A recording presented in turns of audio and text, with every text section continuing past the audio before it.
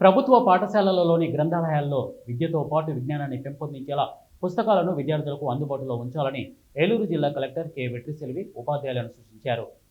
ఏలూరు నగరంలోని రామచంద్రరావుపేటలో ఉన్న ఈదర సుబ్బమ్మదేవి నగరపాలక సంస్థ హైస్కూల్ను జిల్లా కలెక్టర్ ఆకస్మికంగా సందర్శించి పాఠశాలలో విద్యా బోధన, విద్యార్థులకు సౌకర్యాలను పరిశీలించారు.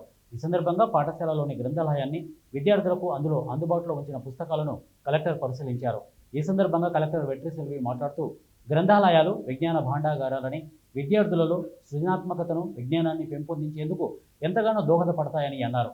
గ్రంథాలయంలో విద్యకు సంబంధించిన పుస్తకాలనే కాక విజ్ఞానాన్ని పెంపొందించే పుస్తకాలను విద్యార్థులకు అందుబాటులో ఉంచాలని అన్నారు.